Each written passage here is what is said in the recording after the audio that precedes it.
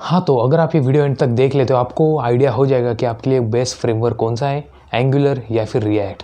तो मेरा नाम है एजाज़ और आप देख रहे हैं programme with Ejaz YouTube channel. तो बिना किसी देरी के इस वीडियो को स्टार्ट करते हैं। तो वीडियो को स्टार्ट करने से पहले मैं आपको बता दूँ, ये एंगुलर ये एक फ्रेमवर्क है और रिएक्ट ये एक लाइब्रेरी है।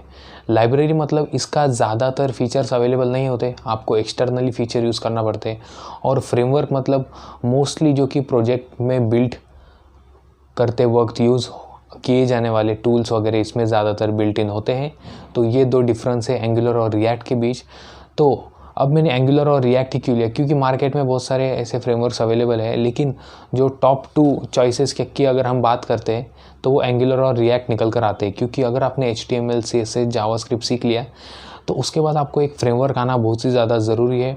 उससे आपके रेज्यूमे में भी प्लस पॉइंट ऐड हो जाता है और आप जॉब में भी आपको जॉब मिलने में भी आसानी हो जाती है। इस वीडियो के अंदर हम कुछ प्रॉस एंड कॉन्स डिस्कस करेंगे, जैसे कि उसके कुछ फीचर्स, दोनों फ्रेमवर्क्स के फीचर्स, उनकी स्पीड, उनका परफॉर्मेंस, उनके मार्केट में जॉब्स अवेलेबल है या नहीं, उनकी पॉपुलैरिटी, उनका फ्यूचर स्कोप और बहुत सारी ऐसी चीज़ें इस वीडियो के अंदर कवर हो जाने वाली है। और वीडियो के एंड में बोनस कोर्सेस अटैच किए हैं जो कि आप जाकर परचेस कर सकते हो। तो आप में से बहुत सारे लोगों का ये डाउट होता है कि एंगुलर सीखूं या फिर एंगुलर जेएस या फिर रिएक्ट जेएस। तो first of all angular JS, angular और रिएक्ट ये तीनों अलग अलग हैं। तो जो एंगुलर जेएस है वो प्योर जावास्क्रिप्ट के ऊपर काम करता है और वो 2013 में रिलीज़ किया गया था। एंगुलर और एंगुलर जेएस दोनों ये गूगल के प्रोडक्ट है और एंगुलर जेएस का जो लॉन्ग टर्म सपोर्ट था वो 2019 में एंड हो चुका। मतलब गूगल अभी एंगुलर जेएस के ऊपर किसी भी तरह का सपोर्ट वगैरह नहीं देने वाली। तो आपके माइंड में से ये निकाल दो कि आपको एंगुलर जेएस सीखना है या फिर एंगुलर, क्योंकि अब बस एंगुलर के ऊपर ही गूगल सपोर्ट देने वाली है। तो इसीलिए एंगुलर और रिएक्ट के ऊपर हम बात करने वाले हैं।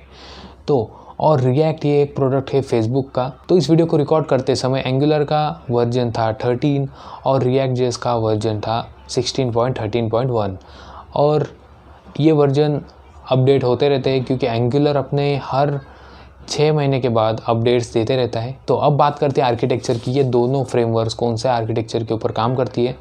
ये जो एंगुलर है वो टाइपस्क्रिप्ट के ऊपर काम करती है और जो रिएक्ट है वो जावास्क्रिप्ट के ऊपर काम करती है।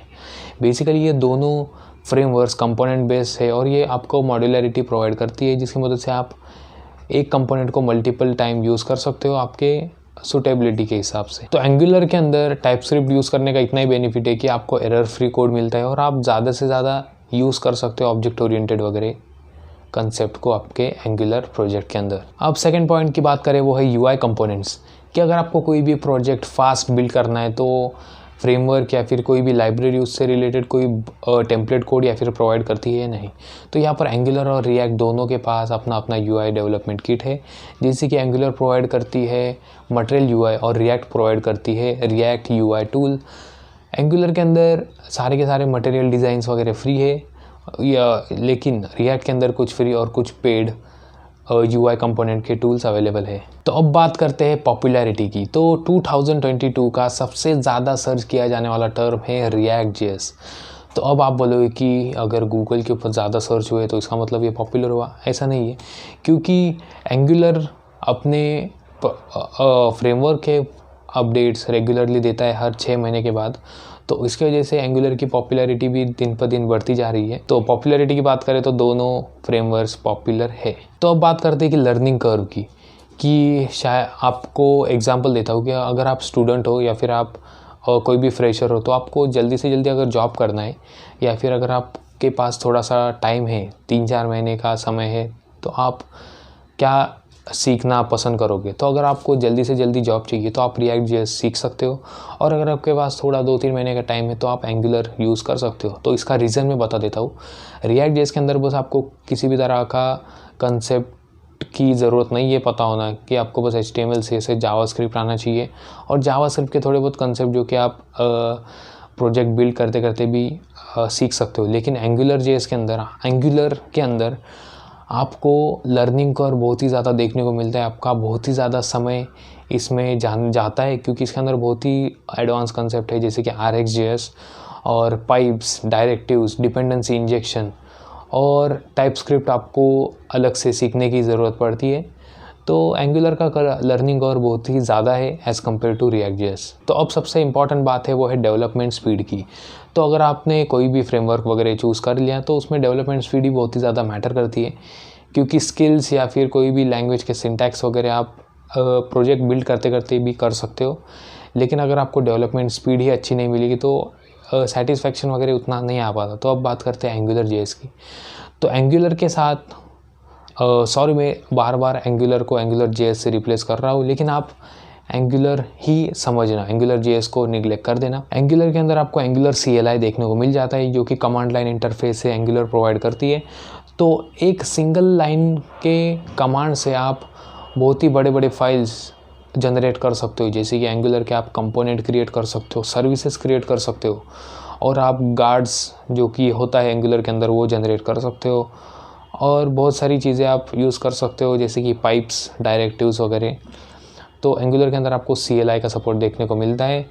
बेसिकली अगर हम बात करें रिएक्ट जेएस की, तो रिएक्ट जेएस बेसिकली उसका खुद का कोई भी इंटरनल बिल्ट इन टूल्स नहीं है, तो इसीलिए उसे थर्ड पार्टी पैकेजेस का यूज़ करना पड़ता है, तो उससे थोड़ा बहुत अफेक्ट पड़ जाता है डेवलपमेंट स्पीड में। तो अब बात करते हैं फीचर स्कोप की। ये दोनों फ्रेमवर्क्स एंगुलर और रिएक्ट 3 से 5 साल के अंदर कहीं पर भी जाने वाले नहीं है। ये 3 से 5 साल में टॉप पोजीशन के ऊपर ही रहते हैं अगर कोई नया फ्रेमवर्क नहीं आता। तो अब बात करते हैं कि रिएक्ट कब सीखना चाहिए और एंगुलर कब सीखना चाहिए। तो अगर आप न्यू कमर है और आपको जल्दी से जल्दी प्रोजेक्ट बिल्ड करना है तो आप रिएक्ट जेएस के साथ जा सकते हो, उसके बेसिक सिंटैक्स सीख लेना और जावास्क्रिप्ट भी सीख सकते हो साइड बाय साइड। आपको 2 ही कंसेप्ट आने चाहिए, रिएक्ट जेएस के और जावास्क्रिप्ट के। और अब बात करते हैं कि एंगुलर की। एंगुलर के अंदर लर्निंग कर्व आपको बहुत ही ज़्यादा देखने को मिलता है और आपका रिएक्ट जेएस से ज़्यादा टाइम एंगुलर में जाता है, क्योंकि आपको बहुत ज़्यादा कंसेप्ट सीखने की ज़रूरत पड़ती है। तो अब हम बात करें कि आपको दोनों में से कौन सा फ्रेमवर्क चूज़ करना चाहिए। तो ये टोटली डिपेंड करता है कि आपके प्रोजेक्ट की रिक्वायरमेंट क्या है और आपके पास कितना टाइम अवेलेबल है कि वो प्रोजेक्ट आप बिल्ड कर सको। को कॉम्प्लेक्सिटी कितनी चाहिए कि अगर आपको बहुत ही ज़्यादा कॉम्प्लेक्स ऐप वगैरह बिल्ड करना है तो उस हिसाब से आप फ्रेमवर्क वगैरह चूज़ कर सकते हो। तो अब बात आती है कि जॉब अवेलेबिलिटी की, कि मार्केट में किस तरह के जॉब अवेलेबल है। तो मैं जिस समय ये वीडियो रिकॉर्ड कर रहा था उस समय का ये डेटा है। आप अगर चेक करोगे तो ये कम भी हो सकता है, ज़्यादा भी हो सकता है, ये डिपेंड करता है आपके लोकेशन के ऊपर। तो Indeed.com के ऊपर इंडिया के अंदर रिएक्ट जेएस के लिए 8000 जॉब्स अवेलेबल है फ्रेशर और एक्सपीरियंस के लिए, और एंगुलर के ऊपर आपके पास 14 से लेके 15,000 जॉब्स अवेलेबल है। अब ये एंगुलर के अंदर एंगुलर भी हो सकता है, एंगुलर जेएस भी हो सकता है, तो आपको ये देखकर ही जॉब वगैरह के लिए अप्लाई करना चाहिए। तो अगर आप ये वीडियो यहाँ तक देख रहे हो तो चैनल को सब्सक्राइब जरूर करें। तो अब बात करते हैं कि कोर्सेज़ की, कि आपको कोर्सेज़ कौन से इनरोल कर लेने चाहिए। आप वीडियो के डिस्क्रिप्शन में जाकर देख सकते हो, यूडेमी के 2 कोर्सेज़ के लिंक मैंने डाल दिए हैं, वो आप जाकर चेकआउट कर सकते हो और वहाँ से जाकर आप ज़रूर परचेज़ कर लेना। तो अब बात करते हैं कि कुछ अगर आपके कोई भी डाउट्स वगैरह हो गए तो वो डाउट्स से रिलेटेड जो फ्रीक्वेंटली आस्क्ड क्वेश्चन होते हैं वो उनके आंसर में देने की कोशिश करूँगा। तो दोनों में से फास्टर क्या है, एंगुलर या फिर रिएक्ट। तो एंगुलर जो है वो एक्चुअल डॉम यूज़ करता है अपने मैनिपुलेशन के लिए, और रिएक्ट ये वर्चुअल डॉम यूज़ करता है। तो इसीलिए रिएक्ट जैसे ज़्यादा फास्ट है एज़ कम्पेयर टू एंगुलर। तो अगर आपको जल्दी से जल्दी सीखना है, ईजी टू लर्न फ्रेमवर्क कौन सा है, तो मैं आपको सजेस्ट करूँगा कि आप रिएक्ट जेएस के साथ जा सकते हो, क्योंकि उसके अंदर आपको जावास्क्रिप्ट के कंसेप्ट ही आने चाहिए।